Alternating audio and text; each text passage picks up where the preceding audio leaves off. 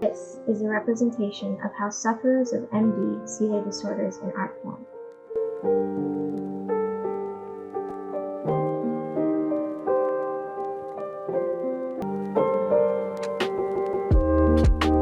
What is MD? MD, also known as Maladaptive Daydreaming Disorder, is a psychiatric condition where a sufferer experiences intense daydreaming that hinders daily activities and detaches them from reality. The daydreaming is often described as their complex inner world with their own characters, plots, settings, and story-esque elements.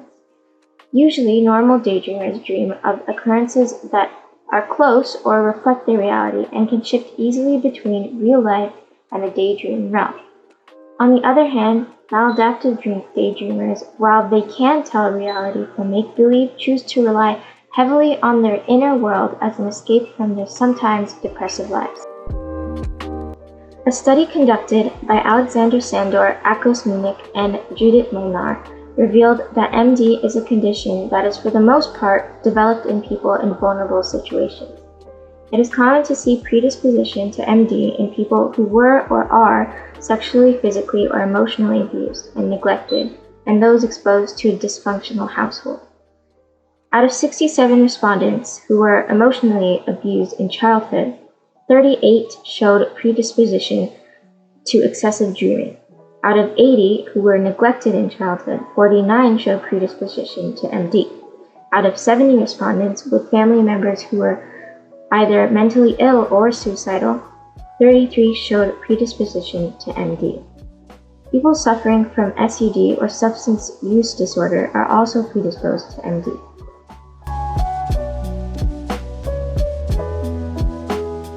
MD stems from various triggers, predominantly environment-driven, including social anxiety disorder, childhood trauma, and being burdened with stressful life events.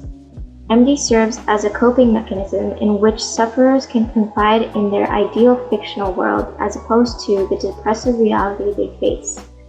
In a case study of an MD patient, researchers found that a patient who had MD caused them distress, but it was not caused by any distress. From treating the patient with fluvoxamine, which influences serotonergic tone,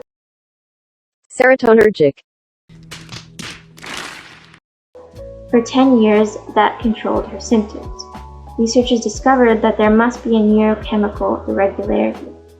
There could be a link between MD and the OCD spectrum.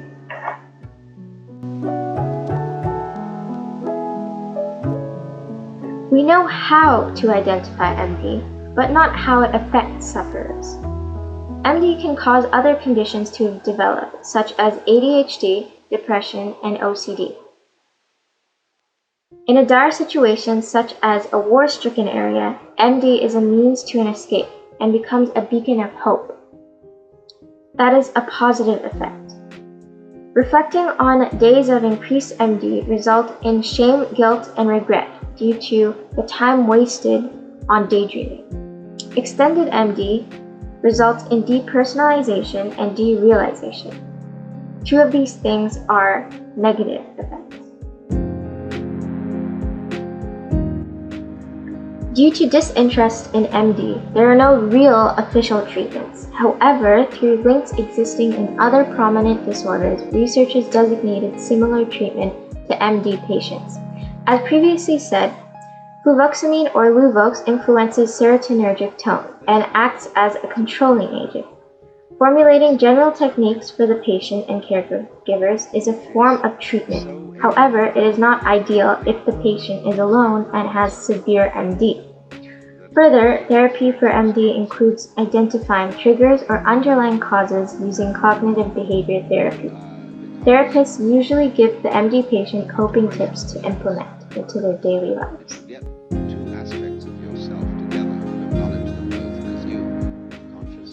Note that although serious, MD is not a part of the new edition of Diagnostic and Statistical Manual of Mental Disorders, due to groups who downplay it as something easily treatable and being not serious enough.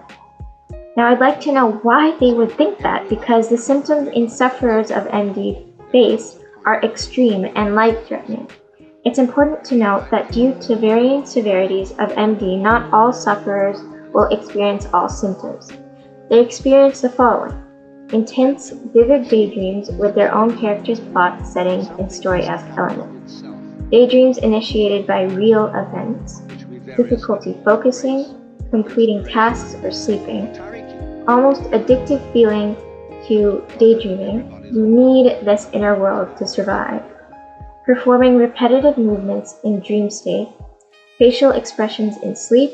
Vocal noise when daydreaming, and daydreaming for hours or several minutes. Basically, long periods of time.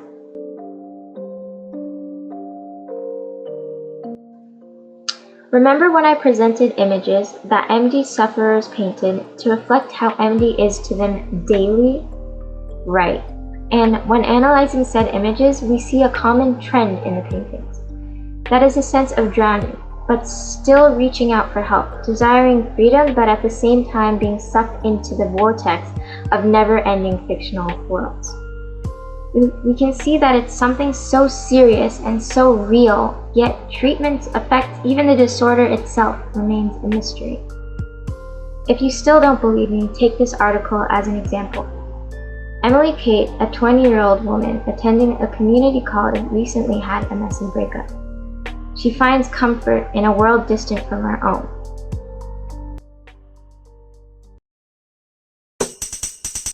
Legend of Zelda: Ocarina of Time, a popular fiction game about an elf boy Link and his conquest to conquer Ganondorf, rescue the Princess Zelda, and save Hyrule, all with enhanced protagonist-esque powers. What started off as something harmless became detrimental to Kate's health. She found herself holed up in her house for days, cutting off contact, binging, purging, and repeat, completely immersed in her now almost reality dream world. I mean, she would physically speak out dialogues out loud to the characters. Then she became intensely paranoid about basically everything around her house. How serious can you get?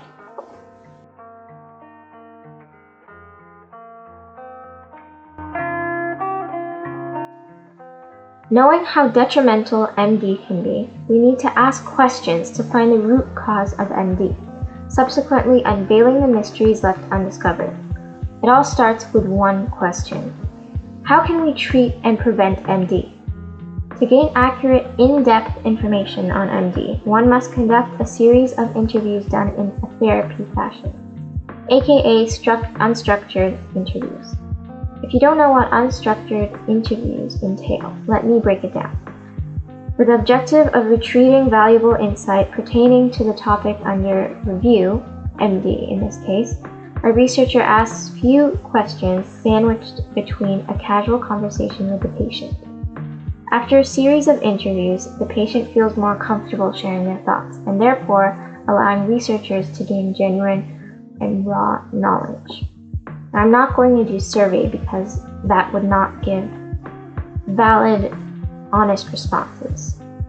From here, we can branch it out into essential questions that forward research. Of course, questions would be reworded to suit the format of the interview, which is personal, conversation-like. Can normal daydreaming transform into MD, and how? I would reword this to: how do you think daydreaming transformed into MD? Was daydreaming always severe or had severe consequences, or did it begin normally? Although MD is explained to be completely fiction, is there a chance sufferers of MD's inner world reflect happenings in their life or their own identity and desires of a distant identity? Reworded as: could you describe how your life is now and how your life was before MD? Follow up with: in your daydream world, can you describe the plot, characters, personalities, aspirations, settings, and conflicts in detail? Is it safe to assume MD stems from the ID of our mind? To explain this question specifically, once we start giving into our urges or daydreaming as an escape, the high becomes addictive and becomes a vicious cycle. So this would be rewarded as: does it feel as though it is an urge, or that the interaction in your world reflects your innermost urges? what people are more susceptible to MD? What are their situations like, and why do they create their specific inner world? This would be done by interviewing various people and asking, how are or were your situations like before and after MD? Do you feel as if your dream world is connected to your own self and life? Can you relate to your character's life? From previous data collected indicating MD stems from broken households, childhood trauma, and abuse, would lowering the rates of all of these situations lessen or prevent MD?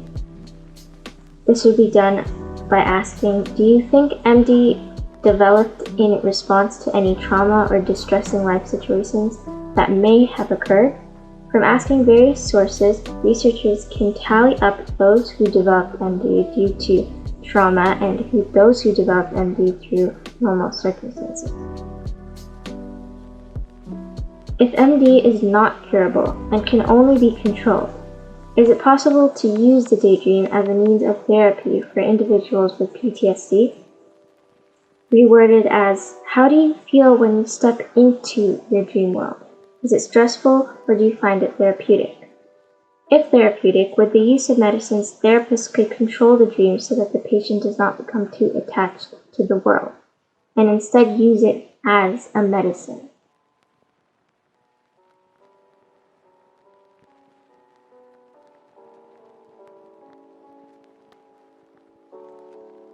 In doing this, we take steps towards eradicating stigma against maladaptive daydreaming disorder. I'd like to add that through education, people should stop associating MD with schizophrenia under one disorder, as it undermines schizophrenia as well as not giving MD its recognition. Stigma. It is present in most cases of mental disorders, and MD is not exempt from it. A vital step we must take is to create help groups in person instead of forcing people to gather online, where there is less of a physical support system.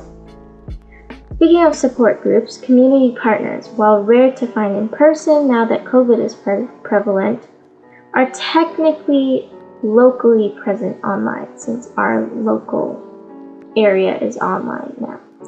You can find copious forums or support groups on Facebook, Reddit, personal blogs, and various social platforms, where MD sufferers share tips, advice, and their own experiences as a means of therapy through like-minded people. Due to MD being addressed nonchalantly, online forums are the only places sufferers of MD feel safe, comfortable with sharing. We need to push for change. Recognize MD as a valid, dangerous condition. It all starts with listening, learning, understanding, and acting. Thank you.